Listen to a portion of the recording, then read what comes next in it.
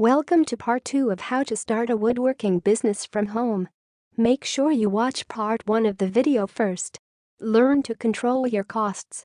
Any form of business needs one to know how to calculate the costs. If you want to get the profits, you need to have a proper way of calculating the costs. At times, one may put a final price on the product with the mind that they are making money only to find out that they are making losses. You have to have a defined way of calculating the costs so as to get the best out of the business. Here are some of the things that you should put into consideration if you want to earn good income. Cost of materials. The cost of material will be inclusive of all the materials that you use on the project. You need to always jot down all costs incurred when you purchase material. Start with the obvious costs like cost of lumber, hardware and plywood among others. Please take your time and include the costs of the materials that you may otherwise consider as miscellaneous. Such costs can be the cost of varnish, sandpaper and more. Labor costs. Are you supposed to include the cost of your own personal labor? Yes, you should include it. To get a good cost of your labor, you need to put into focus the amount that you would pay an employee to do the work and put that onto your labor. Make sure that the quality of work done reflects on the labor costs. The easiest way of getting the labor costs is to calculate it as a percentage of the material costs. Overhead costs. The overhead costs include all the other costs that you incur even when you do not work. Such costs are things like rent, office expenses, advertising, insurance, among other things. Make sure you also include the costs of shop supplies that are too minor to track separately. Profit margin. You need to make sure that you make a profit. It is important to make sure that the profit margin is different from other costs.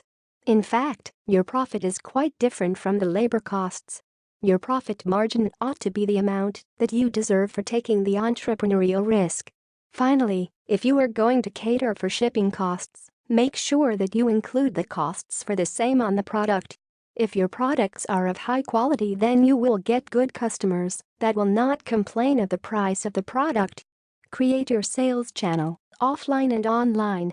Just like any other form of business, woodworking will need you to use the best marketing strategies if you want to reap good profits from the same. It is clear that many people are nowadays advertising their business both online and offline. There are various ways that you can do both forms of advertising. Let's begin by the offline marketing strategies. Offline marketing strategies have been around for quite a while now. You need to know that even before the coming of the computers and internet, people would advertise their businesses by use of posters, flyers, putting adverts on the newspapers, magazines and many more. Many people still read the papers and they will also have a look at the advertisements. You need to tap into this resource. On the other hand, you can easily note that the coming of computers and even the internet has changed how many people operate their business. Like the offline strategy, the online marketing also comes in a number of ways. You can simply set up a blog for free. You can let people know what you are up to on the blogs. Another way is to use the forums. There are many forums that will specifically talk of a given subject. You need to find forums that focus on woodworking. Here you will find both experts and buyers that are willing to buy your woodworking. Another way to do your online and one that works best is by coming up with a good website. You need to have enough SEO on your site if you want to attract the right kind of traffic. More so, make sure that you use all the proven methods to drive traffic to your site. A good marketing strategy will actually make sure you get the customers that you want. Both techniques will also need you to come up with new and innovative ways that will see you make a good income. Know that each type of marketing, whether online or offline, will have its advantages. For instance, online advertising is much easier and cheaper to do.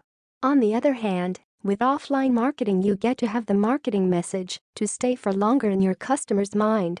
You need to use both methods so that even when you tend to drop rank for whatever reason, you are still able to get the offline attention.